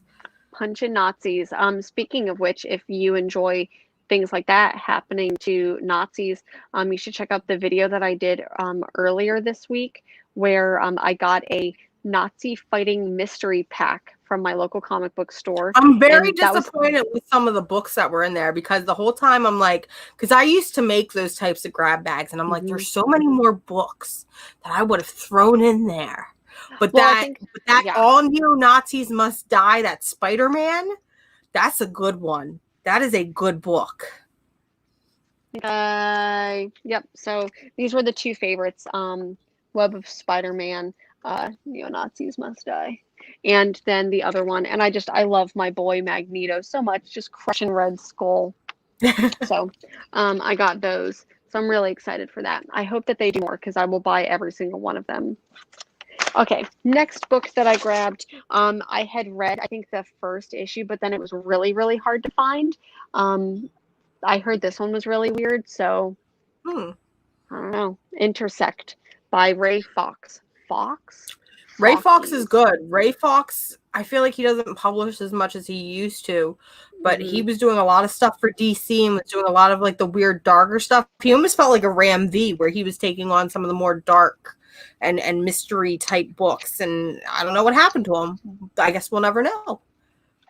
I think that I, like I said, remember seeing issue number 1 for this, and then couldn't really ever find it, but that was at a different comic book store. Okay, I was trying to peel this other one off, but it's just not happening. But I bought this book for $5. Like, you can't beat that. $5 comics, man. Next one I got, and the only reason why I got this one was because of Steve Orlando, Virgil. Ooh. And it's a queer exploitation revenge tale. So thank you, Steve Orlando, for that, because... Did he write it, or did he just say it was good? Oh, he wrote it. So he wrote it. I have to read that. And that's from Image? Yep, Image Comics. Okay, doing my ASMR sticker peel. I love that. I love that that's like an endorsement. So like, tell them I sent you. Alrighty, so next one. This one, oh my goodness. This one was W. Maxwell Prince, and it's 1 week in the library. Have no clue, but it was W. Maxwell Prince, so I'm like, I'm picking it up. W. Maxwell Prince. He's crazy. We love him. Yeah. And for $7, like, that's why I love buying these books used. This one gave me almost Lovecraftian vibes, and almost oh my goodness, I'm trying to think of The Unwritten, but I honestly have no clue what this one's going to be about. But it's a thin boy, so I feel like I could finish this in like 15-20 minutes, even though I'm not actually a fast reader. I do like to like enjoy. Okay, next book. Black Monday Murders Volume 2. I had read Volume 1. I'm a big Hickman stan. I freaking love Jonathan Hickman so much. Of course I am. You know, I love East of West is one of my favorites. But I had never finished this series. I know that this series is unfinished, and he never actually went back for Volume 3 and left for some cliffhangers. So I'm about to get my heart broken reading Volume 2 of Black That's Monday always Murders. the worst. Like, I've been thinking about that a lot lately. Is like, there's a couple of like books out there that are my favorites that either will never, so We Can Never Go Home from Black Mass Comics is one of my favorite books of all time. Might actually be like in my top 3. But every time I get to the end of it and I see We Can Never Go Home Volume 2 is coming out in 2018, I die a little bit inside, you know, and Matthew Rosenberg and Josh Hood say that eventually things are coming on the way. But then when you look at Frostbite from Vertigo Comics, which is probably one of my favorite post-apocalyptic stories, and people never hear about it and never talk about it. And it's this like Ice Age apocalypse story, and we don't see stuff like that. And it was so good and left us on this huge cliffhanger. And then Vertigo tanked or got canceled or RIP Vertigo. And it's like, Pull one out for the homies. Pour one It's out just for like, Karen Berger. is Saga gonna end up like that? Like, is Saga just gonna end up like one of those books that never Don't ever say continue? that. And like, I'm sorry, but at this point, we're 2 years in. We're 2 years deep. I'm convinced at this point Saga is never coming back. And you know what? That's fine, because the day that he says Saga is back, I will be the happiest person in the world. But until then, I'm gonna cry. That's all I'm gonna do. Pour one out for Saga. Pour one out for Saga. Already. Next one on my list. Get Hero. This one was done by Anthony Bourdain and Joel Rose, and I feel like there's someone else. Well, anyways, I'm a huge fan of Anthony Bourdain. His horror anthology, Hungry Ghost, was tragically like one of my absolute favorite anthologies ever. So I have been waiting for this book to become available used, and it finally was. So I'm excited to read it. It's like a sushi chef ends up getting picked up by the Yakuza. And so anyways, it looks very interesting. How many comics is that for East of Western Comic Book? It's 10 volumes. So a lot. Let me double check my... It is 10. I think that I flipped the 9 and the 8, so I'm like, wait, yeah, so it's 10 volumes for East of West. Alrighty. Next one on my list, Billy 99. I have no clue what this is, but I'm like, there's a person with a sword or something on the front, and it looks almost manga-y. I'm not really sure. But it looked interesting, and it was like $6, so why not? Why not? And the writer is Sarah E. Byam and Tim Sale. I think that was why I grabbed it, because Tim Sale. Oh, Tim Sale. Yeah. Love Tim Sale. This one I was super pumped for, and that's Chainmail Bikini. So this was available. How did I never know that this was a thing? What is this book? Please tell me more. So it's basically an anthology of like women in gaming. Whether it's like roll top gaming or, video console. So really excited to read this. And it's an anthology. So I feel like there were a couple. Is it an anthology of like a history of like people in gaming, or is it just like original stories? I think original stories. Yeah. Either way, I'm sold. But look at that like cool cover. Yeah, that gold foil. That's sick. That's nice. And then this one, I've really been loving the like DC Ink books. Yeah. Listen, the DC original graphic novel line is, aside from Yara Flor, it's the best thing DC has ever done. It is, I don't want to say their moneymaker, but I feel like that's where their profit really is right now, even though they don't want to publicly say it. But the fact that they decided to go and do these self-contained original graphic novels and kind of switch up the comic book medium and make these more accessible, like, they're just amazing. Like, you got Superman Smashes the Klan. You've got Mara Tidebreaker. I know you really, really enjoyed the Swamp Thing book, and another friend of mine really enjoyed the Swamp Thing book. So I think I'm going to have to read the Swamp Thing book.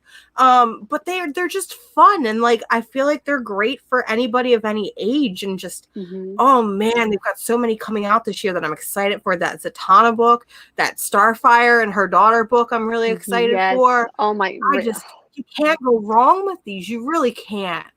So here's something that I read today that I thought was really, really interesting, and it kind of shocked me. So in 2020, graphic novels and comic books actually saw a huge increase. I'm not sure about single issues. That's kind of tough to hear, but like graphic novels, I think had like a 20-something% increase in sales from, I think that they compared it to 2018 and just not 2019. But do you know what title totally led the list? Naruto. And at first I'm like, wait, what? But it was a lot of manga. Yeah, and so I think that that's why DC has been doing this, because I'm not saying that if you read Naruto, you're going to read Raven, but I do think that they might be similar age groups. They are getting people into this. I mean, young people are going to read this, old people are going to read this. So, And yeah. it's not just that too. It's that original graphic novel format. It's being able to go into a bookstore and seeing this book on a shelf and being able to pick it up and not having to read anything prior to it. I think we've talked about it on this channel a little bit, but like comics, man, they are evolving and they are changing. And like, it's just a shame because I feel like comics would be so much more successful if more companies were more willing to change their structure, were able to push away from single issue. Don't get me wrong, I love single issues. I love collecting covers. I'm a cover hoarder.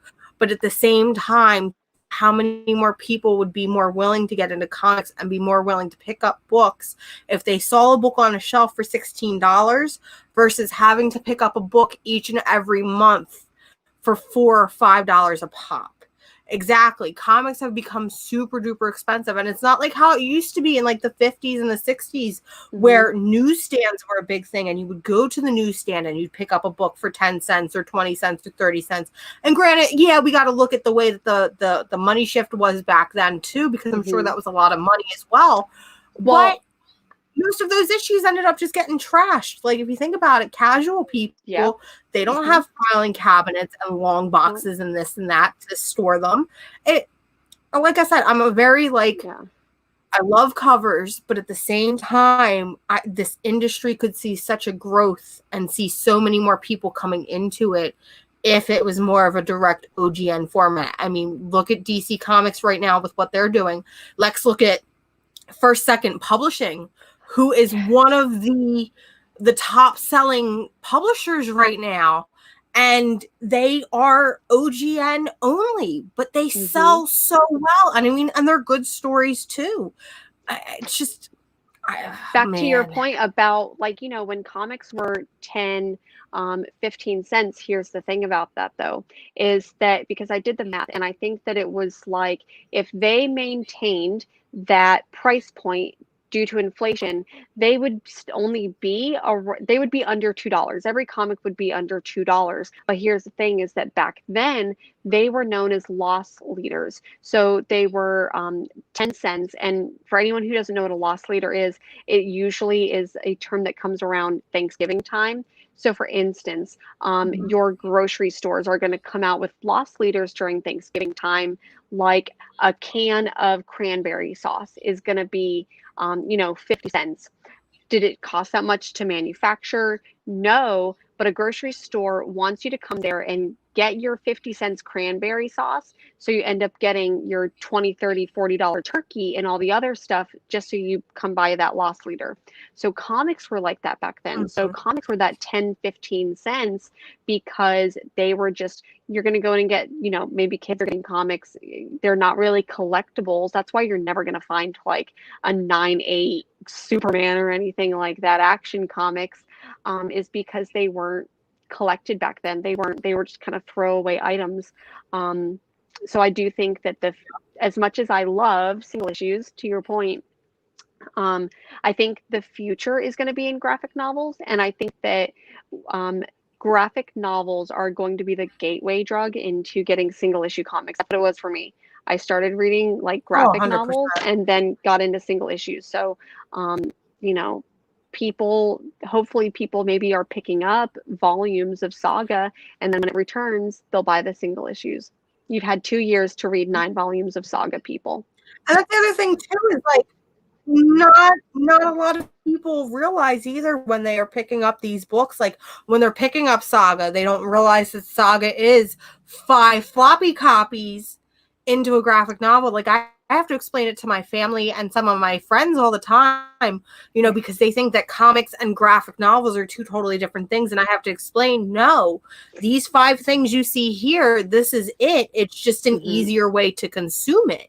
And then they look at me and they're like, well, why did you buy both? And then I'm like, because I'm a dumb bitch and I like spending dumb bitch money. But most people don't realize that comics and graphic novels aren't the same, or that they are the same thing. They think they're 2 totally different things. And like they are, but they're not. Like we don't necessarily call digital comics anything different. It's comics, right? I'm Mhm. almost done with this bag, and then I've got another. So I'm gonna go Another bag. through. You're just ranting and rambling. Do there's okay. I was gonna say because I loved volume 1 so damn much of this, I ended up getting volume 2 and 3, and that's Low Riders. The first one was Low Mhm. Riders in Space, then Low Riders to the Center of the Earth, and then Low Riders Blast from the Past. This was such a fun read. This was actually written by a teacher here in Portland, and each page of it features like a different word in Spanish that they'll show kind of in the background. So I think this one was curated with like a really fun way in mind to get kids into like one, reading comics, and two, kind of giving you like a little Spanish lesson. So I thought that was really fun. Very So I ended up getting volumes 2 and 3, $5. Like, why not? Okay, I'm just gonna pull this out. They always give me like cute little stickers when I go and cute little bookmarks. So I always keep them and then give them whenever I send stuff. So, okay. So this one, I also got Firebug. I don't know if you can see here, but it's I've written had by that on my list for a while. Johnny Christmas and Tamara Bonvillain. I'm not sure if Tamara just does the colors, because I know Johnny Christmas also does artwork as well. So I think they did the artwork and the writing. So excited to read that. And then this one, I have no clue other than it just gave me horror vibes. Winners by Ooh, Anna, is it Anna Erlemark? So I thought that looked really cool. that looks Um, exciting. and this one's definitely going to be a quick read. So I may stay up past my bedtime reading this. That almost gives me like almost like black hole vibes. Maybe just because it's in Yeah. black and white, or maybe because it's Mm-hmm. more image heavy. But it definitely reminds me of that. Yeah, definitely. I think that with Charles Burns and Black Hole, I feel like it was a pinch more detailed than this, but I 100% like there's some body horror stuff going on here, so I definitely get those vibes. Okay, last book from this particular bag, because I do have another bag over here. I had picked up the first and second issue of this and never kept up with it, but New Lieutenants of Metal gave me like Ooh, punk rock metalhead, but Steven Universe vibes. So excited to dive into this. And the artwork is it's definitely a gen book. anything to do with like metal or punk music, and just like fun cartoony shit. I'm into. I'm into it. So that was my first big book. Let's go ahead and get to the second one. But luckily, I think this one was. I feel like the kid on Sorry, Luna. Christmas. Like I can't wait to see what else she won back. Yeah, right. Okay, so this one is done by Tilly Walden, who did oh man, what is it called? On a Sunbeam. She did. She did On a Sunbeam. She also did Are You Listening? She's done a lot of stuff for First Oh, Second. so this one, not sure who it's published. It looks like a Fantagraphics book. I'm not really sure, but it's big, but it's thin. So this one I think will just be another easy read. Um, I've really been digging books like this. So excited to read that one. Okay, next one. I have no clue what this one was about, but it is called The Book of Human Insects. And it Oh, looked that sounds. weird. Yeah, weird and horror-ish. Once again, it looks like an easy black and white read. I didn't realize I picked up so many just like black and white Yeah, you picked up a books. lot of black and white books. I'm about to just start reading right here. I'm sorry. Next one, I had seen this one, but I decided to finally pick it up since it was available used in Pop Gun War. It looks like a post-apocalyptic book. I think that's how it had been like sold or advertised. So Pop Gun War by Dark Horse.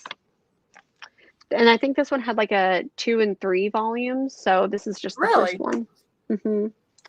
Okay, this one I picked up just because of you, and I loved the first one so much. But The Girl from the Other Side, It makes me picked so up volume 2. excited. Girl on the They Other I finished. Side. It's my favorite manga ever created. It's so great. I think I'm going to revisit the series because I've gotten the past like 3. Like, I think I've got like 7, 8, 9 sitting on my shelf, but I'm missing 6. So I'm going to buy 6. And then I think I'm going to sit down and read them all because 10 is Mhm. coming out soon. And it's so good. And I've read that first book over and over and over again because I just love the interactions between Shiva and the teacher. And it's my trope. I like found dads and their daughters, and I know he's a monster and she's a little girl, but it's the found father trope that I love. And I just listen, it's my favorite. It was beautiful, and I feel like I've definitely been reading a lot of manga lately. I always say manga and manga, whatever. So I feel like I've been reading a lot of it lately. But this one ended up on a cliffhanger. The first volume ended on a cliffhanger, and I was like, I Wait till need you to get to know what volume. happens. Wait till you get to volume 3. I think volume 3 is when they really shudder in that twist, and you're just like, "What the hell is going on?" The only difference is you're going to be able to immediately buy volume 4. I had to wait 4 months for volume 4, and I Oh just, no. oh, I want this. I want. First of all, I want more people to read this book because it's not your traditional manga. It's very different. It's just very fun, and I love. Well, not necessarily fun, but it's very just. You get so captured into the universe, and it's Yes, so it great. really. I really hope that I want it to be adapted because it's so stylistic, Hmm. and it's I just feel. I feel like it's like Tim Burton meets Studio Ghibli. Um, yeah, I really enjoyed this a lot. So what it's you're saying is fantastic. I should go ahead and just order volumes 3 and 4, read through all of this, and then read this, and then go to volume 3 and 4 immediately Because after. they go by so quick, and that's the only downside that I hate with manga is like I feel like they go by so quick, and like yeah, manga it's only like $12, but then I feel really guilty when I come home and I read it, and I read it in the span of like 10, 15, maybe 20 minutes if I'm lucky, and I'm like I just spent Hmm. $12 on 10 minutes of enjoyment. And sometimes like Girl from the Other Side, I've definitely gotten my money's worth because I've read it so many times. But there are a few manga books out there where I'm like, either I'm never going to read it again or it's just not a reread for me. But I feel like 2021, I'm also going to be reading a lot of manga because I also just read another book that I think you'd like called Blood on the Tracks. You're telling me about This that? was a book that I had been looking at, and it's a book that came highly recommended from Anthony Cleveland, who wrote Stargazer. And he was telling me that Oh. I needed to read it because it kind of reminds me of like Flowers in the Attic. It has very Flowers in the Attic vibes. So it's like it's a family, and his mom is very, very overprotective, and it just gets really dark really, really quick. And I Blood won't on the spoil Tracks. it, but it's very, and apparently this author has a couple other books that are in the same similar vein where it's very, they consider it like psychological horror, but it's all things that could happen with So it's real like that people. Because realistic, like that. it's just people snapping and people going crazy. It's not necessarily ghosts or monsters that are controlling them. It's just bad people doing bad things. And I'm really excited to pick up future volumes of it. So Blood on the Tracks, Blood like I on the said, I Tracks. think I'm going to be reading more manga this year. That's like my goal. Back to your point about like the price difference, like granted, so this one was new for 12.99, 12.50, Mm-hmm. whatever it was. And you can see it's kind of like you said, like that little baby easy read. But then this, I mean, granted it's used, but for $11, you're right, like sometimes you do feel like these go by pretty quick to spend more than $10 on. But it was still Mm-hmm. really good. And I hope that I can pick up the next couple volumes used because that's usually my style. Okay, just got a couple more books here. This one I picked up, and oh man, there was a page that I wanted to put just the I want to tips. read that so bad. So anyone who doesn't know, Sex Criminals, which was just a fantastic book. The artist and the writer, Matt Fraction and Chip Zdarsky, ended up doing this little like baby book called Just the Tips, and it's like supposed to be sex tips, but it's really not. And there was one in here, I was just flipping through it, and it was so funny, and I am like, oh my God. Okay, there's a lot more stuff in here that's a lot more sexual, like how to finger a butthole. So, you know, um, there was one, and I was just like, oh my God, this is hilarious. Um, okay, sorry for the awkward silence as I go through here, but Sex man, Criminals, while you're looking, I'll rant. So Sex Criminals is one of my just like all-time favorite books. I actually started rereading the series because it did just end, so I figured it was the perfect time to reread everything and catch up.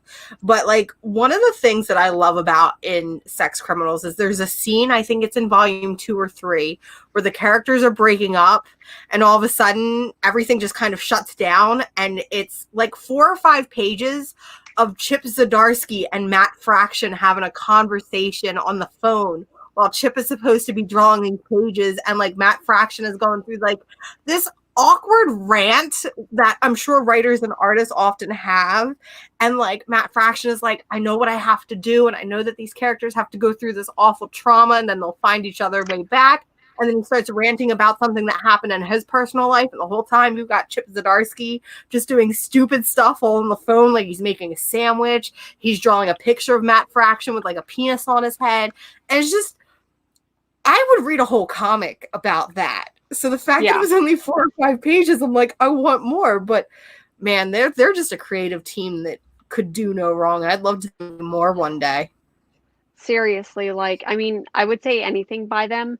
However, I did not like Stillwater by Chip Zdarsky, but you know, I think Chip Zdarsky needs to stay on like humorous books for sure, 100%. But I like Chip Zdarsky better when he's on art versus when he's on writing. Yes. Especially Odyssey is one of my favorite books, and like I love the artwork there.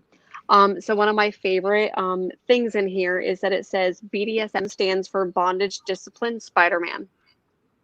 I just like, you can't, I don't know. So I can't wait to go through this because it's really, really cute. It's a fun little coffee table read.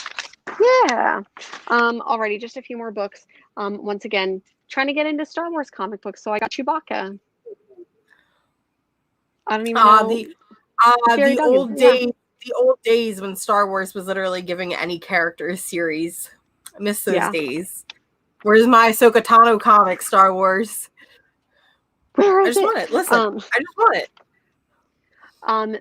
Next one I got Dr. Star from the Black Hammer universe. I think that I kind of got into this with the single issues when all of that, but never finished it up. So probably going to try to finish that soon. Another DC Inc. book that I got, Black Canary. This makes me so happy. Like, listen, this is more of a younger age book. So like definitely this is one of those ones where it's more geared towards younger readers, like 12 and under. Do not give them in the same gift. That would be very weird. But I love that book so much. It's a lot of fun. Kara McGee's art is absolutely gorgeous. It's so colorful, and there's these cute little Easter eggs that I, as somebody whose favorite character is Black Canary, that I caught. But it was just like a fun little book, and it makes me want a new Black Canary book because DC Comics doesn't love her or Green Arrow because I love them. It makes me really, really sad. I'm going to start crying because I want my Arrow family to be together. That's all I want out of life is I want the Arrow family to be happy and be together. And DC Comics doesn't want me to be happy, so it's whatever. They only gave us Future State. He didn't even get a Future State book. Why didn't Green Arrow get a Future State book? What the fuck? Listen, I'm ranting. Green Arrow, fucking his series, even though it was one of the best-selling series, it ended. They never gave him another series. Why? What is happening? It's whatever. Okay, continue. Hi, I love you. I've only got 3 more books, so I'll go ahead and breeze through them. LaGuardia by Ninendi Okorafor. I hope I'm pronouncing that correctly. What book did I read by her? I cannot remember, but I really enjoyed her sci-fi work. So kind of excited to read this one because it was finally available used. So Exciting. Yeah. And then I got another Black Hammer universe, Black Hammer 45. Picked that up super cheap used because I I love need to read. I need to read more Black Hammer books. Oh, Black Hammer is one of the best, absolute best. Like if you have Universes. that It's so cool. it is. And if you have that superhero fatigue where like you like superhero stories for their classicism, or like how classic they are, but you feel like you've read every superhero book, like this one does it. And I feel like Black Hammer is such a good, maybe more wholesome version of Watchmen. It's a good representative of what superheroes can be and why we love superheroes while also feeling like an indie book. Yeah, for sure. And then the last one that I got here, you know, because this was all in no particular order, I got Dark Corridor. I have really enjoyed some stuff by Rich Tommaso, and I feel like Rich Tommaso as a creator is kind of underrepresented. I feel like he doesn't get the love, but I forget what I read by him, but I've been really enjoying his stuff. So, Hot Corridor. That's it, folks. I would like try to pull up all of these, but I think that if I did that, I would just. It's a lot of books. It was 20 books. Let me see if I can just like stack them on my lap and not bother Luna. So, yeah, we don't want to bother Luna. I've got a lot of reading to do, and I'm definitely going to be. It's like 6:30 here, and it's almost my bedtime. Like, and you're trying to hit your 90 comics in what is it? 100 comics in 90 days. Like you're gonna hit that in no time. Meanwhile, yeah, I'm here, and I've only read I think 4 graphic novels in all of 2021. Oh my goodness! Give me a second while I flip these.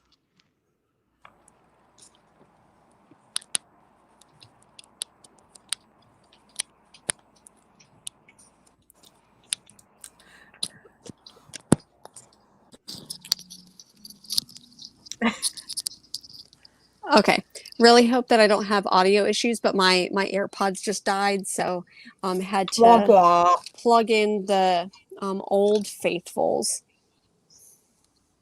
Sorry, I'm just putting these in here.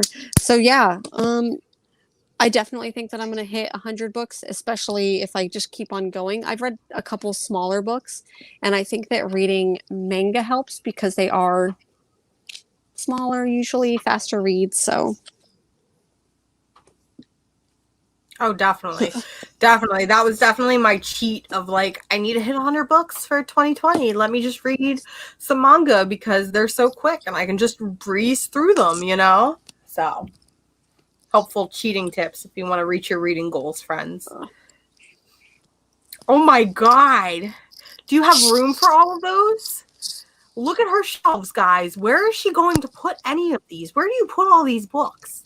That I don't know yet. And I think that I am going to try to consolidate because there's a lot of books on my bookshelf that I hate, that I was just like, I bought this and I read it and I maybe enjoyed it, but then I read it a second time and hated it. So I don't know. We'll see. Maybe I'll try to get rid of some stuff. I do have some maybe giveaways planned. So anyone who's left, if you want to do the whole like and subscribe thing, if you haven't already. Look at her. She's getting on the ball with her like, subscribe, notification bell. I try to, you know, I don't want to do it too much, but I do want to do it every now and then. Do you have any, we're almost about to hit 2 hours. Do you have anything else that you want to talk about? Any cool, fun stuff coming up on your Patreon, on your channel? So I've been feeling kind of sick-ish lately. It's not COVID, thank God, but I have the flu. So I've been like kind of and kind of gross and like not been able to talk for like 2 hours by myself and edit and stuff. So I have all this stuff planned, but I haven't been able to film it. So I'm definitely going to be doing, I have a Wonder Woman recommended reading video that I'm going to be doing, especially because Wonder Woman 84 was so bad and I was going to be putting out one anyway. but I figured I did why not think it was that bad, but I went in with like literally so zero stupid. expectations. So It was stupid. Wonder Woman does not complain about being Wonder Woman. That's the end of my rant because I will talk about that for 4 hours. I hated it. So I'm working on a Wonder Woman recommended reading video. I'm working on, because Future State has kind of made me excited for the future, pun intended, of DC Comics. So I'm revisiting a lot of old DC comic stories, and I want to do a video about some of my favorite DC comics that people should be reading, which is also prompting me to do a video for my favorite Marvel comics that people should be reading, because I just think it would be fun. I also want to plan some stuff for like post-apocalyptic reading, because it's one of my favorite genres. And then to be the weird hipster comic book girl, I definitely am working on a video that's comic books you've probably never heard of but should be reading, and that's just putting light on some of my favorite smaller indie comics or smaller publishers, or even books from like Image Comics that people tend to gloss over. So I have a lot of things in the works, just no time, no energy, and no effort to do anything. I dragged myself here today with Jen, and but after this I'm going back to being a weird 6 slime ball. So well, I'm glad that you have tomorrow. You said that you have tomorrow off, so I'm glad that I hope you can like rest, because I definitely want to see those videos, because that sounds super hella cool. Hella cool, hella dope. What about you? Any fun things planned? Have you been reading anything fun with your 90-day your 90-day 100 graphic novels? It's tough because I do feel like I've been I read a lot more, I feel like, single issues, or I'm committed because I'm like, okay, I have to read these single issues for the week. And, the shows that I do. So, Comic Shop News and Hero and the Kid, doing shows with them, I feel like I need to read my single issues, but then the trades kind of go to the wayside sometimes. I've felt very uninspired with trades lately. I don't know if it's just because the past couple things I've read for 2021 haven't been the greatest, so it's kind of like off-put me. There's also the fact that my local library hasn't been getting in any of the books that I want to read. It seems like they're doing everything digital now, and they're doing a lot of stuff on Hoopla, which is great. I love that accessibility for people, but my tablet just like died and does not want to recognize Hoopla. And B, I don't like digitally reading. So I feel like even though these are books that I'm excited for, I feel like once I get them in front of me, I'm going to be like, I don't want to read them because I have a migraine. So there's also that struggle. I 100%, like, I like digital comic books for an accessibility and I think affordability for a lot of people, especially if, not necessarily that we want to give more money to like Amazon, but you can get Comixology for unlimited for like $10 a month, and you can read. It's not unlimited, despite what the title says. They are limited on what they have, but you can read a ton of great books on there digitally. But I agree, like at the end, I feel like I get a headache. And two, I feel like I get distracted because it'll be like, oh, news alert, or, this pops up, and I'm like, I can just switch the app and go into Instagram and doom scroll. To fuck around on Twitter and on Instagram. But again, especially with this pandemic, Hoopla, and there's another one libraries that the libraries seem to be utilizing. I feel like a lot of libraries are going very heavy into these graphic novels now. So again, it's a free resource for you to read comics, not spend a lot of money, and you're not supporting Amazon. So support your local libraries with comics, because that's important. And the more that you check out comics from the library, the more comics they will get in. I have actually been told by my local library that because I've been checking out so many comics, their comic budget has increased. And I'm like, yes, good. Let me just check out even more comics so that we can get. You're even like, more I have the power. I have power. So, yeah, that's awesome. Man, it was so good talking to you for 2 hours, because I missed this last week. Because I was sick last week, and I was just like, I'm not pulling my ass out of bed. I did end up pulling it out because I had to work. So, for anyone who's still watching, if you're catching on the replay, whatever, we've been doing the shows every Sunday. Typically, we've been doing the shows Sunday morning, but because I had a work thing this morning, it's now later in the evening. So, thank you so much, everyone, for being here. If you haven't already subscribed to Mars channel, please go ahead and do so because she does incredible videos. I'm so jealous of like the videos and the editing that like the work that you put into those is like chef's kiss. It's too Beautiful. much. I'm literally crazy. Like people keep messaging me, your editing is amazing. And I'm just like, yeah, but I'm insane because I take hours to do it. And I'm like, why do I do this? And then I'm like, because it's kind of fun. It also doesn't help. I'm a perfectionist. So I'm the type of person that will refilm a single video 3 times because I don't like the way the lighting looks or I don't like the way my hair looks. And things behind the scenes with Mars. Yeah, that is real. And I think that that's why I feel a lot more motivated to do live streams. So that's why I'm here. 100%. Cool. So since we're at the 2-hour mark, like seriously, thank you for being here. Thank you everyone who's in the chat. Next Sunday morning, usually it's going to be 9 o'clock my time, 12 o'clock Eastern. So 9 o'clock a.m. Pacific, noon Eastern time. On Sundays, we'll be here. And in the meantime, I'm usually going on Fridays on Comic Chop News and Friday evenings with Hero and the Kid. We're going to be doing a book club this upcoming Wednesday on Comic Chop News. And then we'll be interviewing Rodney Barnes of Philadelphia at the end of the month. So, which is exciting. Yeah. Alrighty. So thank you so much, folks. Thank you for being here. And Mars, thank you so much. Thank you for having me. See you guys next week. Bye.